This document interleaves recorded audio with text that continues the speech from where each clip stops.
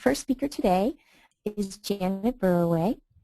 Janet was born in Tucson, Arizona, educated in Phoenix and at the University of Arizona, Barnard College, Cambridge University in England, and at the Yale School of Drama. She's taught at the University of the State of New York, Harpur College, the University of Sussex, England, the University of Illinois, the Writers' Workshop at the University of Iowa, and the Florida State University at Tallahassee, where she is Robert O. Lawton Distinguished Professor Emerita. Most recently, she's taught in the MA, MFA writing program at Northwestern University. She's the author of plays, poetry, children's books, and 8 novels, including The Buzzards, Raw Silk, which was the runner-up for the National Book Award, Opening Nights, Cutting Stone, and the 2009 Bridge of Sand. Her textbook, Writing Fiction, in its 8th edition, is the most widely used creative writing text in America, and Imaginative Writing has recently appeared in the 3rd edition.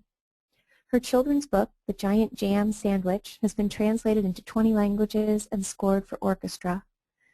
Recent works include the plays Sweepstakes, Medea With Child, and Parts of Speech, which have received readings and productions in New York, London, San Francisco, Hollywood, Chicago, and various regional theaters. A collection of essays, Embalming Mom. She divides her time between Tallahassee, Chicago, and Lake Geneva, Wisconsin, which is where I believe she is today. Her session is entitled An Imagination Proclamation. Janet, are you ready to begin? Hello. Good morning, everyone. I thought, since I understand the necessity of your being muted, but I do regret that we don't have that communication that happens in an auditorium. So I thought I'd tell you that where I am is in Lake Geneva, Wisconsin, and I'm sitting in my basement study looking out a wall of windows onto a rainy forest. We've had 10 beautiful, sunny, 70-degree days here, so we can't complain about the rain. That's where I am. And you, I know, are all over. What I'm going to say this morning I have written down, and I kind of apologize for that. I will depart from the script from time to time, and I'll be very much at ease answering your questions at the end. But these ideas have been knocking around in my head for so long in so many different ways that it was necessary to me to organize them by writing them down.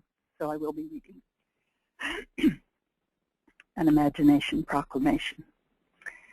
A few years ago, I got into a conversation, which I confess was on something called a comment thread on Facebook, in which the novelist Richard Bausch was trying to make a point about how the writer's power came from his dealing always with the personal. Jane Smiley signed on to say the personal is the political, which sat askew to Richard's argument, so he hinted that this slogan was some kind of domestic whine, at which point I came roaring in, and so forth. Afterward, what mainly struck me, apart from the fact that Richard and I didn't really disagree at all, was the realization that I've lived long enough to be able to see some of the ways that my personal experience fits into the political history of my time. I'm glad to have lived this long, partly because, as Gloria Steinem movingly put it, I have loved being here, but also because I can now see how I was caught up as both writer and teacher, often confusingly, in events larger than myself. What I want to talk about is this. The imaginative arts in general, and literature in particular, have suffered from the economy of the last 50 years, both on the way to the bubble and in its bursting. Education has suffered similar problems. Technology complicates both. Literature does not now have the power either inside the classroom or out that it had 50 years ago.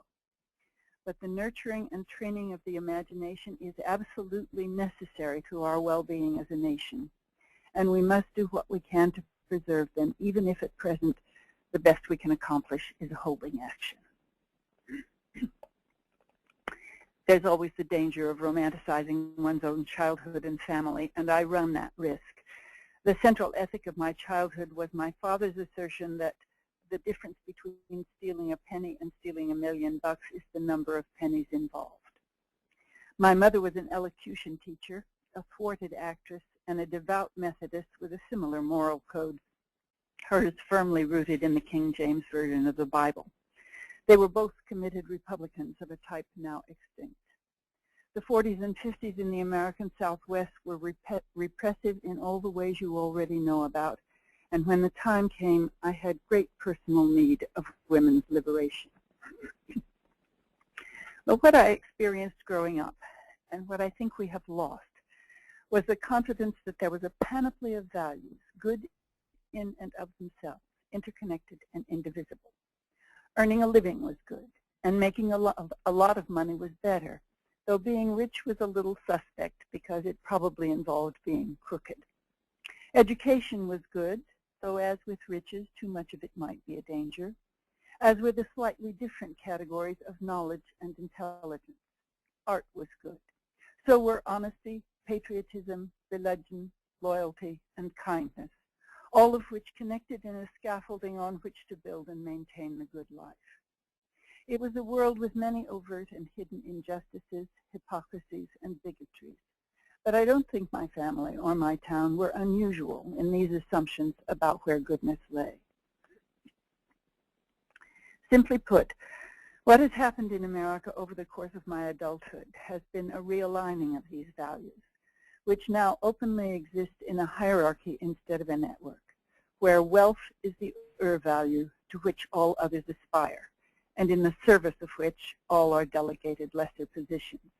That means that hard facts, hard numbers, and productivity will be privileged over nuance, judgment, and discernment. It means that our fundamental attitude toward invention, science, education, technology, and the imagination is that if it's any good, it'll make money. I entered college in the middle 50s, took my first fiction writing course at Barnard College in 1956, and published my first novel in 1960, which means that my writing life has spanned major changes in American letters. In 1955, it was experimental and perhaps a little daring for a serious university like Columbia to be offering a course in writing fiction. There was only one such course each semester. There were 6 people in my class. When I took that course, I was already ambitious to be a writer and hoped to hone my skills, but nothing was further from my mind than that I was also in training for a career as a teacher of writing. In the 50s, novelists still believed that they could change the world. An editor in a trade publishing house, usually a man, had the power to decide what would be published, and he would be on the lookout for talent he could discover. Nearly all the publishers in New York, Boston, and London were independently owned by people who loved books and were content to make a 3 to 5% profit. An occasional bestseller would subsidize half a dozen first novelists on modest advances, who would then begin a nurturing relationship with the publisher, instilling in the writer a sense of grateful loyalty toward his editor or the publisher, or both. The trade houses were, to tell the truth, rather inefficiently run and tended to inhabit pleasantly scruffy quarters. When my first novel, Descend Again, was accepted by Faber and Faber in London, the advance was £150. I climbed the 3 floors of threadbare stair carpet in Russell Square to meet my new editor, Charles Monteith.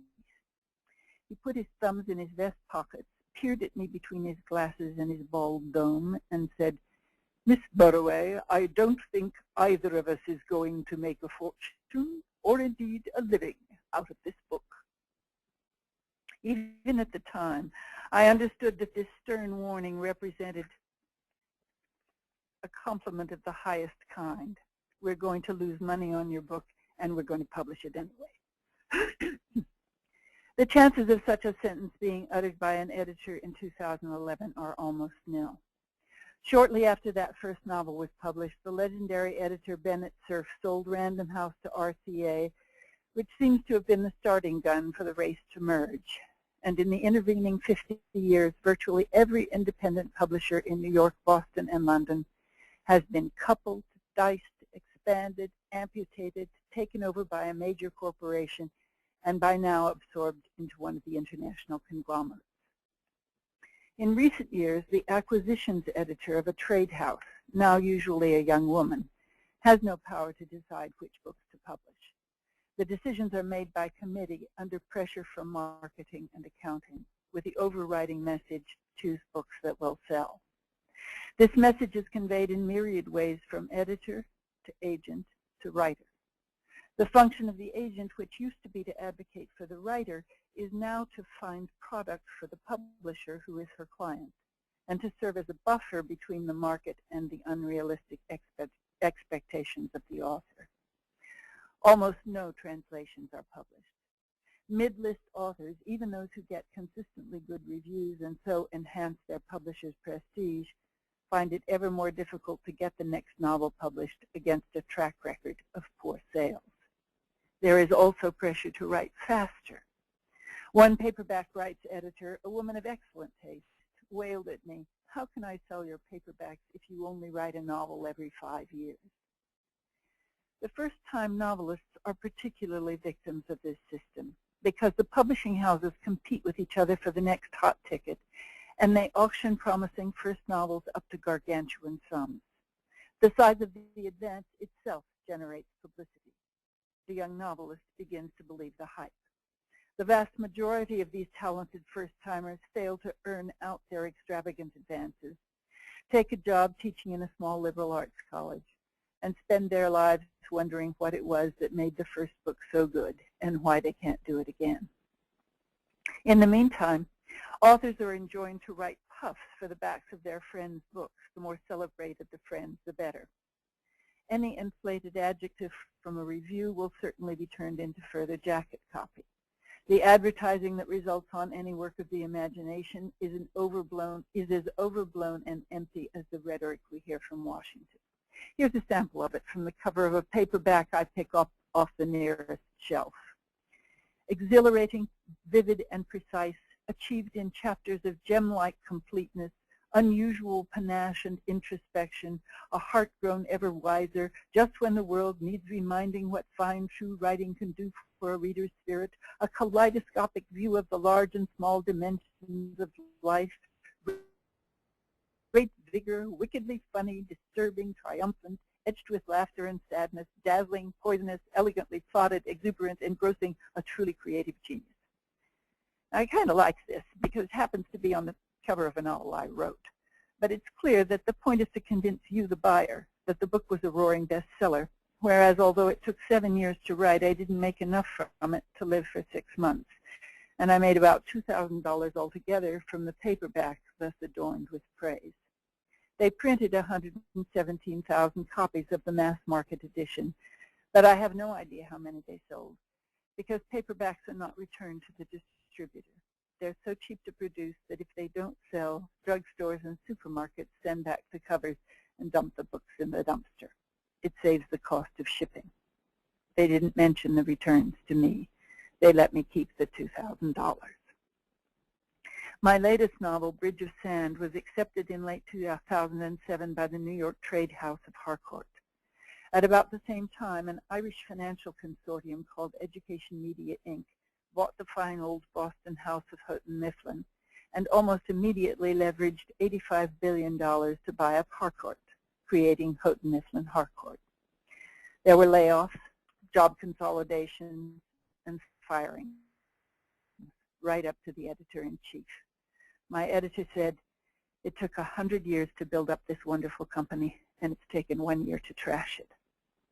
Then the financial downturn became a free fall. My novel was in press by then, so it was safe. My editor and publicist were laid off the week before Christmas. In the same week, the newspapers were full of the story of 2 multi-million-dollar book deals made with those 2 titans of literature, Laura Bush and Joe the Plumber. This is the way I have experienced the publishing novelist part of my life, and it has helped to have the experience validated as a historical phenomenon in Andre Schifrin's excellent Words and Money, which provides the facts and statistics of the situation. I recommend it for anyone who's interested in how publishing got to where it is today. Schifrin is not disinterested. He got fired from Pantheon for not making enough money, but he knows the field. Now the publishing world faces a totally different sort of vulnerability and instability with the advances in technology and the rapid rise of e-book sales. The industry is spooked by the specter of what has happened to the music industry, once a corporate juggernaut, its financial structure undermined and virtually overturned by the fact that individual children could stream and steal individual songs. How can we be sure that the same will not be true of books? In 1998, under corporate pressure in what was commonly referred to as the Mickey Mouse Protection Act, the term for copyright was extended to the author's death plus 70 years and for a work of corporate authorship to 120 years. But what is copyright if Google can download all the books? This is the issue now in the courts being hashed out by Google, the Authors Guild, and some very wary judges. In the 70s, another strand of history came into play for me because I was an early but not early enough feminist. Having believed with my Barnard classmates that an education was good for raising a family, and having thought myself personally lucky because writing was something I could do at home, in 1971, I entered the crucible of divorce and found that I must support 2 small children. There was not much I could do beside write, and I certainly could not live off my fiction, but Florida State University was looking for a novelist, and I could teach. As you well know, over the same 50 years that publishing has pursued its difficult path, writing programs have become the bread and butter of English departments in America, and they became my bread and butter. I used to say that I had a talent and had spent years honing it, but could not make a living at it except by teaching it to others who would not be able to make a living at it either. But I was lucky in that almost by accident I wrote a textbook that is now making my retirement much more comfortable than that of most other teachers. This is a mixed blessing. I would so much rather it were a novel disappearing from the shelves, but I have nothing to complain of, and I'm duly grateful. Many detractors of the creative writing boom feel that the subject dilutes the rigorous professionalism of the real writer. Until about 20 years ago, British higher education also considered the practice anathema, whereas now creative writing courses have spread all across the British polytechnics and universities, and I have learned many Swedish universities now teach creative writing in English. Moreover, imaginative writing will of necessity remain a college subject because, like philosophy and rhetoric, it is no longer an integral part of daily life. By the time students reach university, they have watched more drama on television than the most privileged of Renaissance nobility, but they have not grown up reading fiction and poetry for pleasure. What I found surprising over my years of teaching is that so many students, perhaps sensing the inadequacy of their passive participation in the imaginative act, arrive at college intensely wanting to write. Often they have absorbed skills through their viewing. They may know how to structure a plot, reveal a character, foreshadow an action, even pace a gag. But their models are often a stereotypical cop, gangster, science fiction, or comedy series, and they need help tapping into the subject matter of their own lives. I think it will be no surprise to you if I say that I have found higher education in America subject to the same corporate ravening as the publishing industry. For the 30 years I taught at Florida State, I saw a creeping proliferation of reports, mission statements, reviews, visibility assessments, outcomes, rankings, and prizes that were often thinly disguised PR gimmicks to distract the teacher from the fact that there was no raise. One of these was called a teaching incentive program, for which the acronym, somebody pointed out, was TIP. Our students morphed into clientele. At some early point, the state legislature decreed that English courses should require 3,000.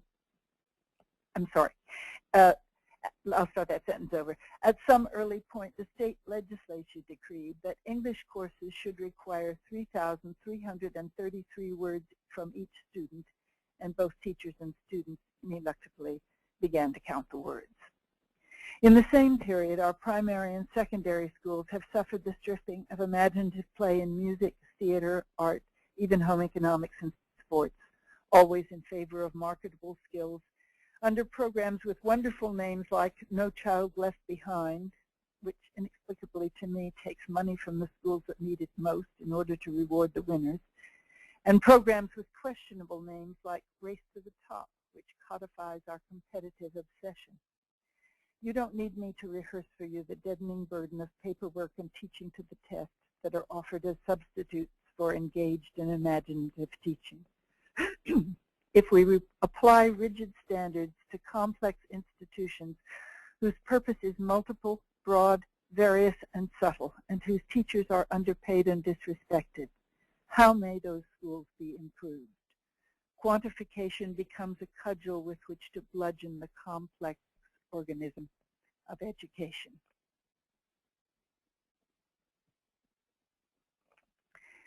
When the 9/11 Commission delivered its report in the summer of 2004, its conclusion was that the Twin Towers had fallen because the government in Washington had committed 4 failures.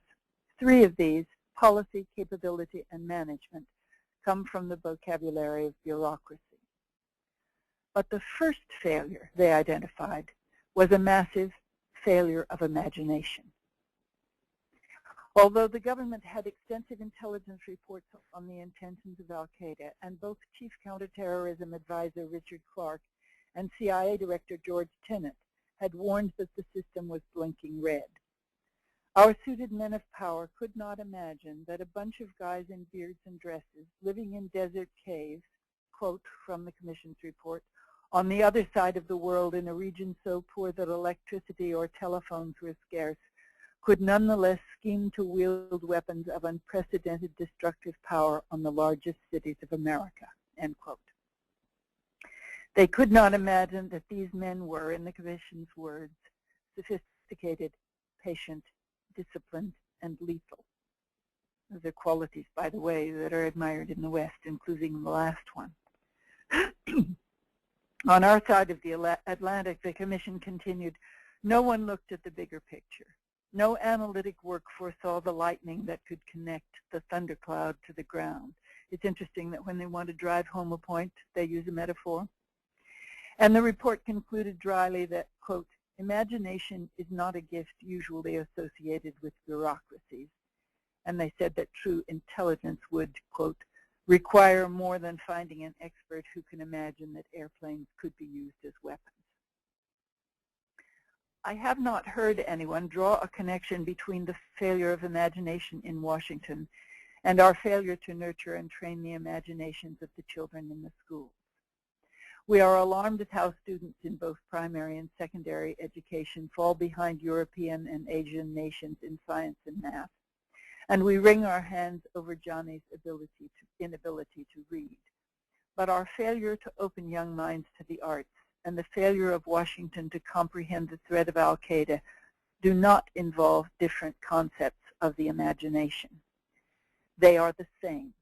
The imagination as that human capacity which allows a person to stand outside him or herself and, however briefly, to see the world in a different light. At least since Aristotle's Poetics, and in English at least since Sir Philip Sidney wrote his Apology for Poetry, people have been arguing about whether literature has any use. Aristotle argued that dramatic poetry purged the audience of the unwanted emotions of pity and fear. Sidney essentially thought that poetry contained a philosophical lesson sugar-coated for consumption by storytelling. There have been, especially since the Romantics, many arguments against such utilitarian views. Here's a very recent one. It's from the current issue of Poetry, October 2011. And this is Leopold Froelich.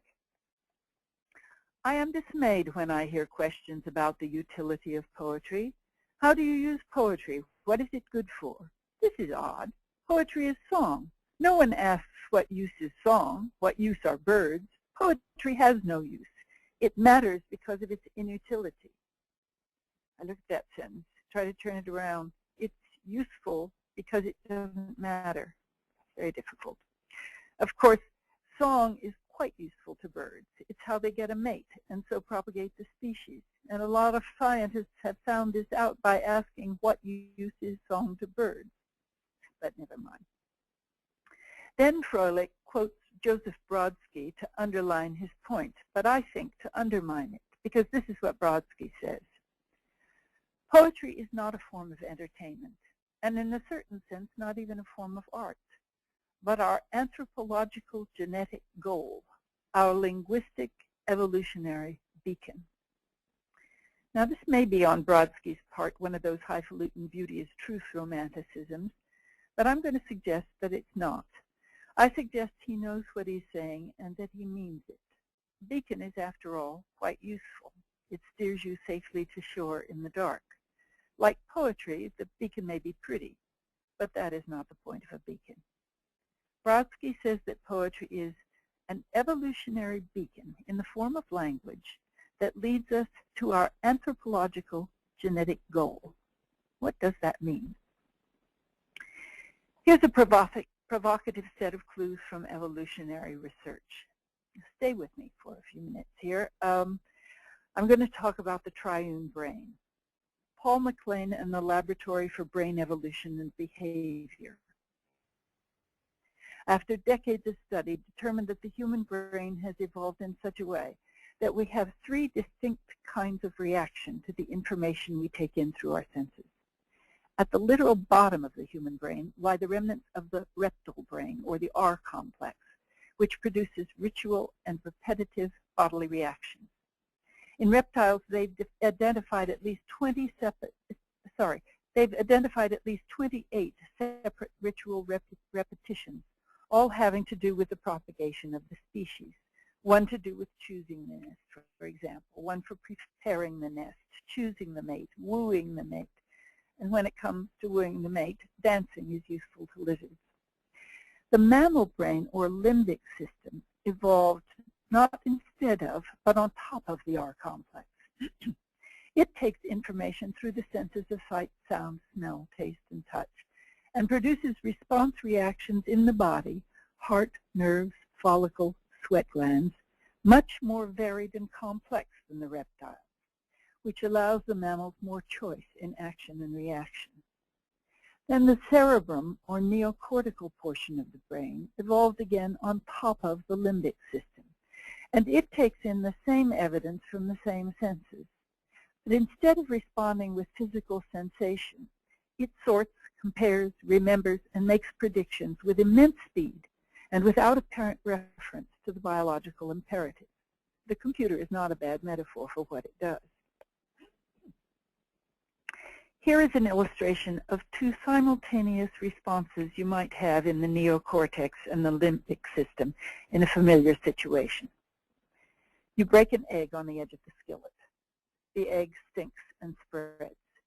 Your neocortex takes in this information through the senses of sight and smell, and then rapidly concludes, remembers, and predicts. That egg is rotten. Conclusion. That's the third time I've bought rotten eggs from Johnson's Market. Memory. I won't buy them there again. Prediction.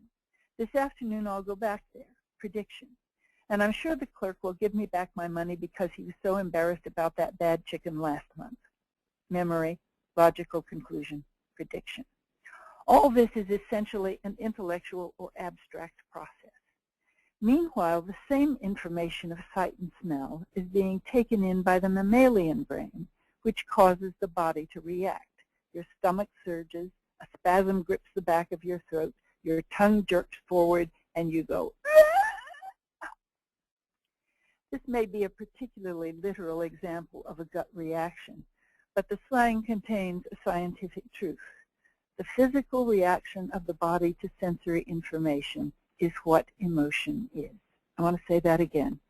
The physical reaction of the body to sensory information is what emotion is. This is the evolutionary underpinning of that most basic of advice to writers, show, don't tell.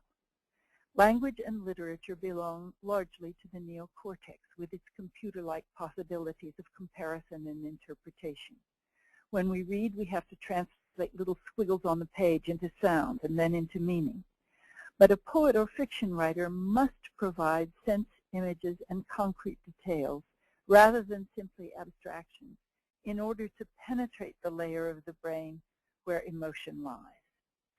This is what John Ciardi meant when he said, literature is not only about ideas, but about the experience of ideas. Now, as you know, the brain is divided not only vertically into three, but also horizontally into two. In the familiar dichotomy, the right brain is intuitive and the left brain logical. Imagination and rhythm are in the right, whereas words and linearity are in the left. So that of all the artists, the writer is the one who must marry the levels and the hemispheres to use the whole brain. Both writer and reader must access both the intuitive and the interpretive hemispheres of the brain, and must engage the organizing neocortex as well as the emotional limbic system. And in fact, we need the repetitive and ritual capacity of the reptile brain as well, or we would have to think about each letter of the text, instead of readings becoming an automatic and holistic skill. Novelist Robert Olin Butler points out that all the arts are sensual, but that the dilemma of the writer is different from the others. He says, every other art form is irreducibly sensual. Dancers move, composers work with sound, painters with color, sculptors with stone. But for the writer, the medium of language and the medium is language, and the language is not innately sensual. Writers, he says, must find their way past and through that analytical tendency of language to produce an art that is physical not just as the object that results from the writing, but in the visible, palatable, audible, olfactory, tactile reality created in the reader's imagination. Robert Pinsky ties poetry to the limbic system not only through concrete imagery, but through the actual physical self of the writer and reader. He says, the medium of poetry is the human body, the column of air inside the chest, shaped into signifying sounds in the larynx and the mouth. In this sense, poetry is just as physical or bodily an art as dancing. Antonio Damasio, in The Feeling of What Happens, shows that the limbic system is in fact crucial to our ability to make what we think are rational choices, because the neocortex is so complex and so neutral that we would be sorting and considering millions of options into tomorrow afternoon if it weren't that our emotions, the caring and the preferences that reside in the mammalian brain simply knock aside most of the options and leave us with the possibilities that we might actually entertain.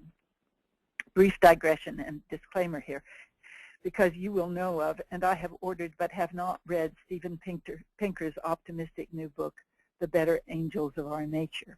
I know from the reviews that Pinker argues not only that violence has declined among humans and that we have become more civilized and rational, a claim that will take a lot of proving in my household, but also that there is a mirror neutron in our brains that allows us to see things from someone else's perspective, showing once more the link between imagination and empathy.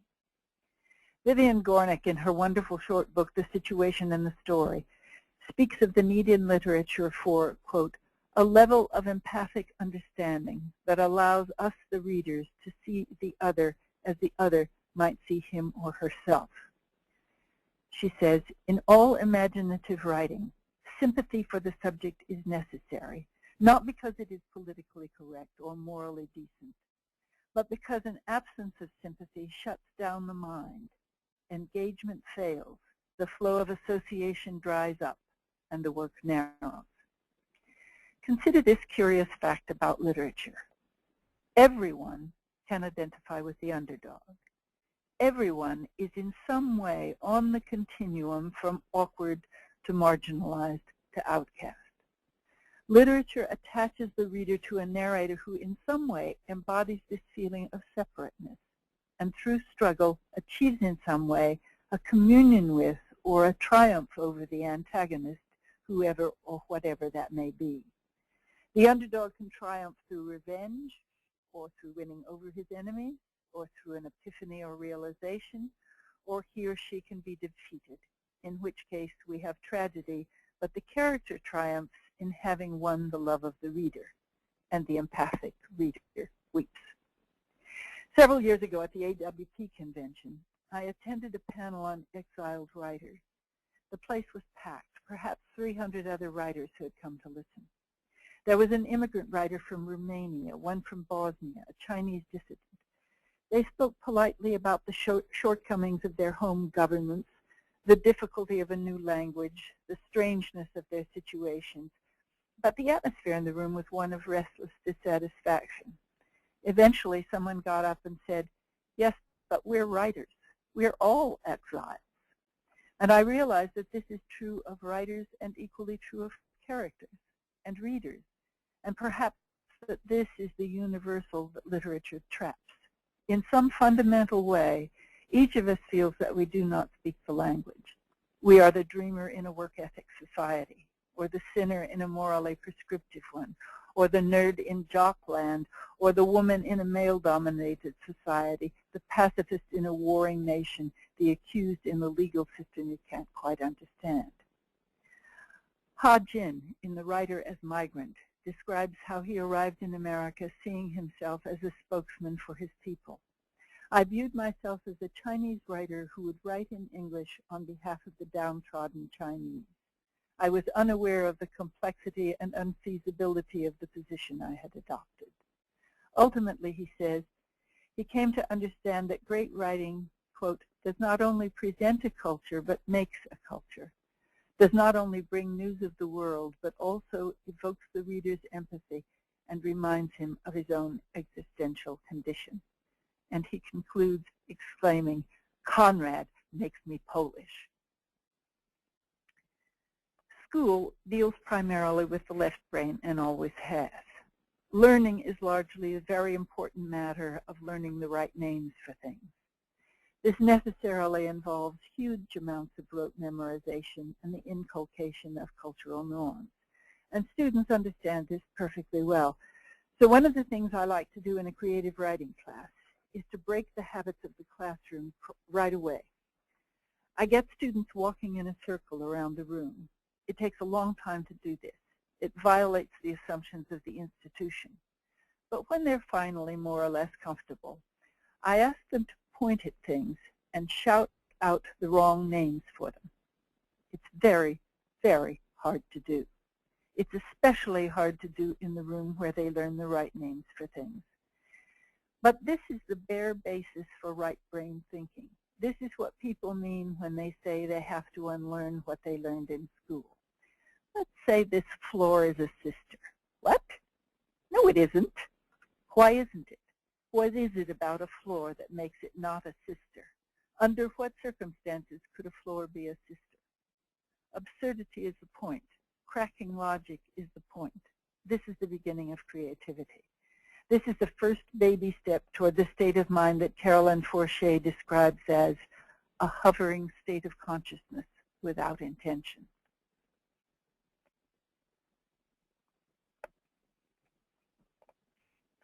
There is nothing in the labor of art itself that will automatically make it pay. That was said about 30 years ago by the essayist Lewis Hyde.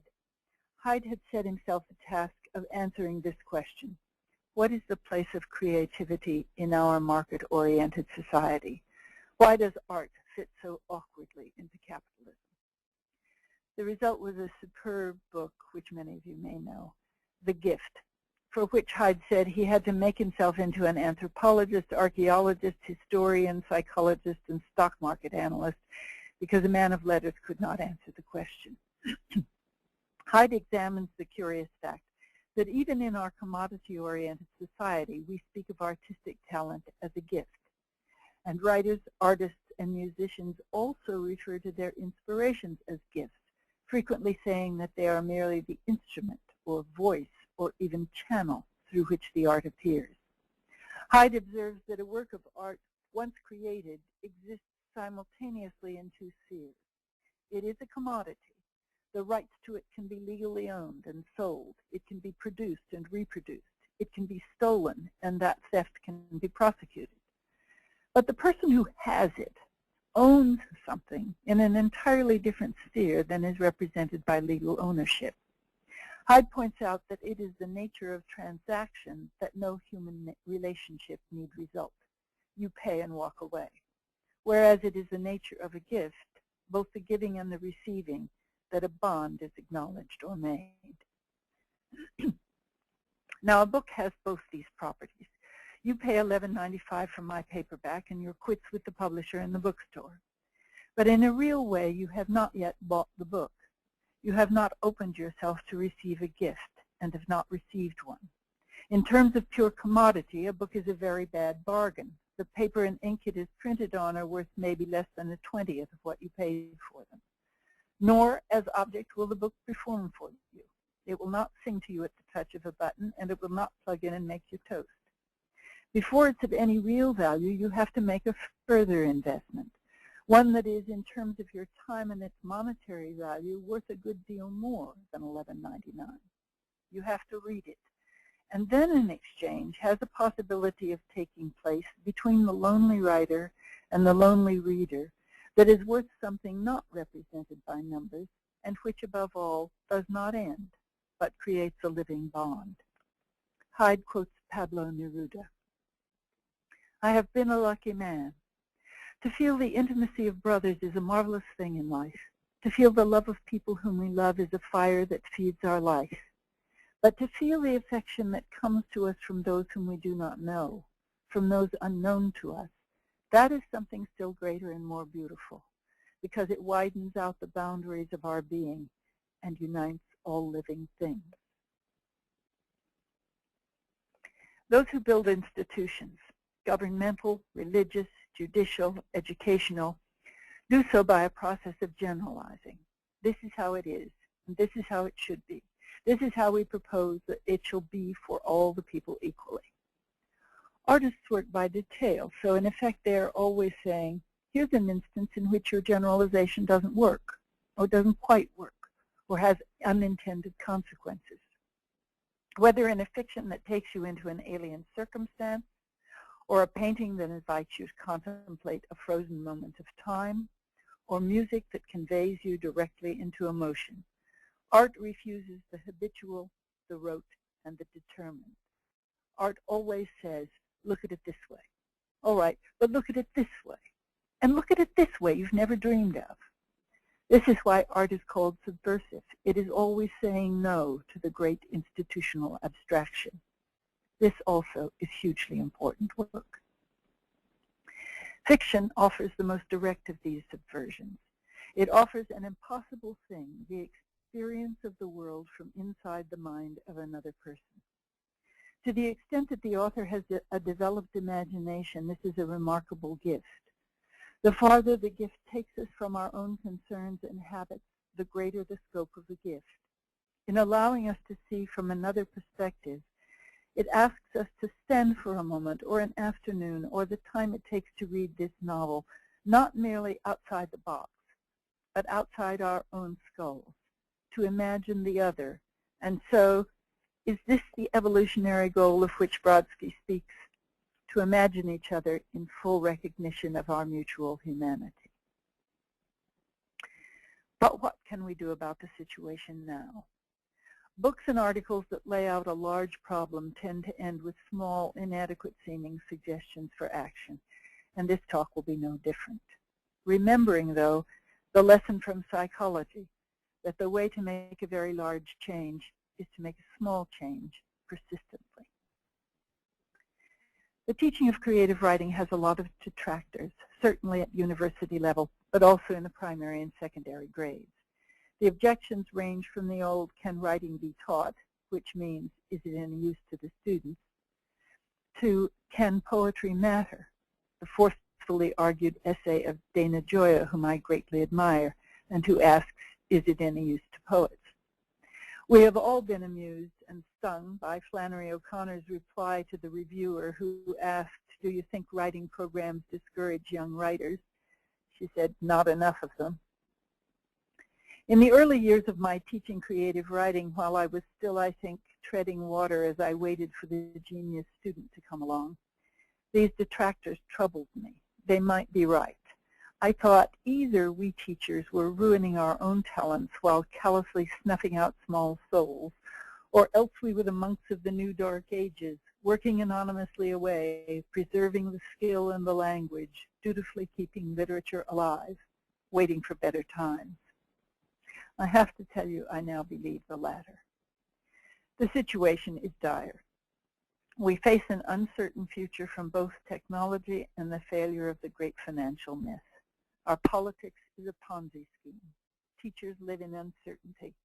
The reassuring model of the 30s when WPA project kept artists working is apparently not going to recur. In this situation, arts funding falls to foundations and private citizens who are struggling with smaller budgets themselves, still further divorcing our government from any responsibility for or involvement in our national culture. All we can know for sure is that writers and teachers will continue to be underpaid for their work and will continue to do it. That in spite of the free-for-all of blogs and chat rooms, someone will continue the necessary task of the editor, and that the business model for literature will undergo drastic change. Meanwhile, what can you do? A few things. Continue to read and write, to talk about reading and writing. Never let anyone convince you that what you do is harmful or useless. Write as honestly as you can. Every once in a while, write about something you feel strongly about and take the opposite position just to exercise your empathic neuron. If you write fiction, love a character whose politics you hate. Buy books at an independent bookstore at least some of the time. Find what there is to praise in a student's work, but scrupulously avoid giving her the illusion that she will become rich and famous for it. Foster the understanding that it is good to write well and that it improves one's life. When you budget charity dollars for the causes you care about, include a subscription to one or two or as many literary magazines as you can afford. Detach your guilt if you don't have time to read them. Read a page of each. You are helping keep them alive, and they are part of the great monkish holding action, too. Remember that even on your dullest day, you may be changing someone's life. You may hear about it in 20 years, or you may never hear about it. Remember that we need all the writers we can get. O'Connor was a genius, but she was wrong. We now live permanently in a world of permanent communication. And so that communication should retain its coherence, its grace, and its empathy, we need all the writers we can get. Thank you very much.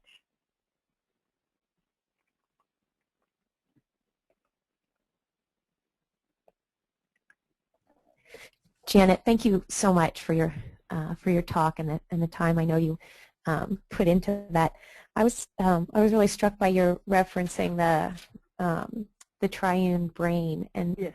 and how often, just as maybe a personal anecdote, but how often I feel like this conversation is coming up with creative people I talk to. This idea of the brain and the way in which creativity is generated yes. there, like emotion.